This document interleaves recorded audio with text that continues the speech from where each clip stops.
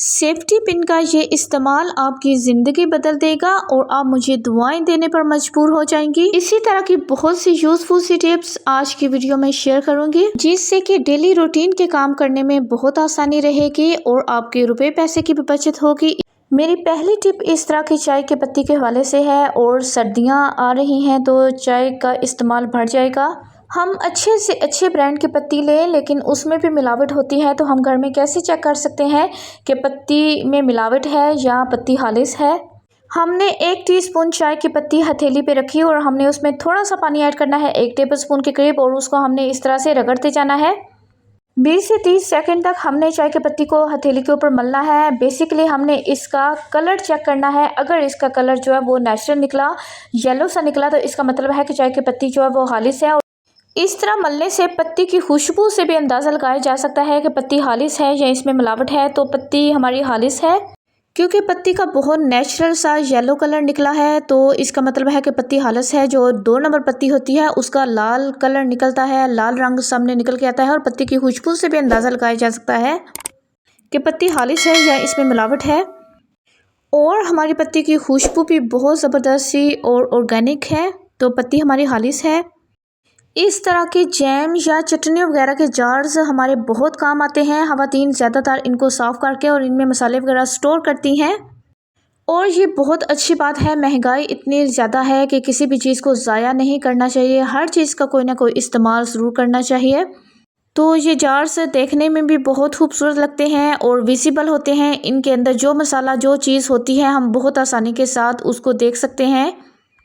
लेकिन इनके जो लिड होते हैं, इनके ऊपर जो ढक्कन होते हैं वो लोहे के होते हैं और उनमें थोड़ा सा जंग पड़ जाता है। तो इसके लिए हमने लेना है फॉइल पेपर और उसकी हमने कटिंग कर लेनी है जार के लिड के मुताबिक।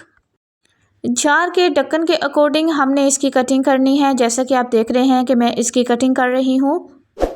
आगे चल के बताती हूँ कि मैंने इसका करना क्या है। जब इसकी कटिंग कंप्लीट हो जाए तो हमने इसको फॉइल को फोल्ड करके इस ढक्कन के ऊपर चढ़ा देना है।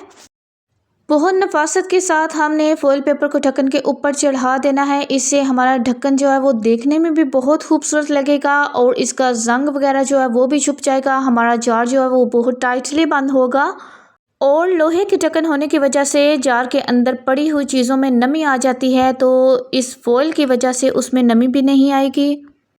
और इस तरह के फूड के कंटेनर्स जो हैं इन्हें भी हमें नहीं फेंकना चाहिए, ये भी हमारे बहुत काम आते हैं और डिफरेंट वेज में हम इनका यूज़ कर सकते हैं। जिस तरह के ये ग्लास और ये कप्स और ये बाउल्स छोटे छोटे जो है ना, ये हमारे डिफरेंट वेज में बहुत काम आते हैं। जैसे कि इस कंटेनर में मैंने धनिया स्टोर किया हुआ है, इसमें मक्खन स्टोर किया हुआ है। दूसरे कंटेनर में जो है दही घर में बच जाता है उसको हम स्टोर कर सकते हैं रेफ्रिजरेटर में, उसमें डाल के रख सकते हैं। तो यूजुअली मैं इन कंटेनर्स को दोबारा से इस्तेमाल में लेके आती हूँ, इनको नहीं फेंकती। अभी हमने लेना है 2 टेबलस्पून बेकिंग सोडा, खाने का सोडा हमने लेना है 2 टेबलस्पून और इस कंटेनर के अंदर हमने इसको डालना है। इसके ऊपर हमने टिश्यू पेपर चढ़ा देना है। ये इतनी यूज़फुल सी टिप है कि आपकी सारी परेशानी ख़त्म हो जाएगी। और रबर बैंड के साथ हमने इसको टाइटली बंद कर देना है और एक फोक की मदद से हमने इसके ऊपर छोटे छोटे से सुराख कर लेने हैं।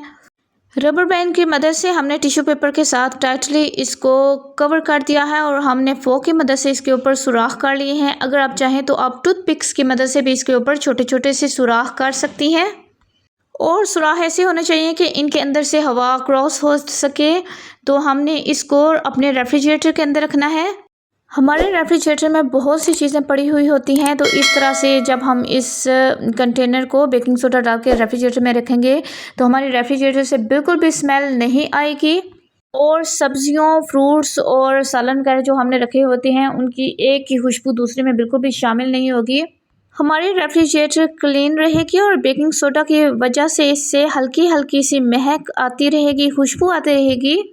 हम जब इस तरह से बच्चों की दवाइयाँ लेके आते हैं तो हम इसके ऊपर पढ़ने की कोशिश करते हैं, लेकिन बाज़ दफ़ा इसके ऊपर जो है ना इतना बारीक लिखा हुआ होता है कि हमें पढ़ने में थोड़ी सी मुश्किल पेश आती है। तो जिन जिन लोगों की नज़र कमज़ोर है और इस तरह से दवाइयाँ पढ़ने में उन्हें मुश्किल पेश आती है, आजकल तो खुराकें भी ऐसी हैं कि तकरीबन जवान बूढ़े हर किसी की नज़र जो है ना वो कमज़ोर होती ही है। तो हमने एक फ़ोन के अंदर इसकी फ़ोटो ले लेनी है। तो जब हम इस दवाई की अपने फ़ोन के अंदर पिक्चर ले लेंगे तो उसके बाद हम इसे क्लोज़ करके, जितना क्लोज़ करना चाहें करके, बड़ा करके इसको देख सकते हैं और इसको पढ़ सकते हैं। मेरी ये टिप आपको कैसी लगी कमेंट करके ज़रूर बताइएगा।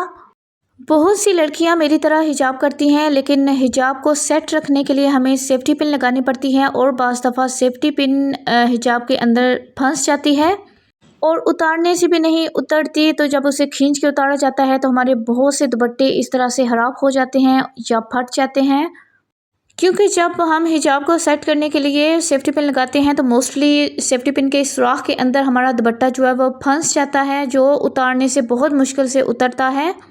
बहुत यूज़फुल सी टिप आपके साथ शेयर करूँगी। हमने लेनी है एक नेल पॉलिश, अपने स्कार्फ या अपने हिजाब के दुपट्टे के साथ मैच करके नेल पॉलिश हमने लेनी है और उसको सेफ्टी पिन के इस सुराख के ऊपर हमने लगा देना है और इसको भर लेना है नेल पॉलिश के साथ और इसको ड्राई करने के लिए रख देना है। 1 से 1.5 मिनट के अंदर ये बिल्कुल ड्राई हो जाएगा। उसके बाद जब हम इसको अपने दुपट्टे के ऊपर लगाएंगे तो ये जो सेफ्टी पिन का सुराख है ये दुपट्टे के अंदर बिल्कुल भी नहीं फंसेगा। बहुत आसानी के साथ हम इस सेफ्टी पिन को अपने दुपट्टे के ऊपर लगा भी सकती हैं और उतार भी सकती हैं। मेरी ये टिप आपको कैसी लगी कमेंट करके ज़रूर बताइएगा। अल्लाह हाफिज़।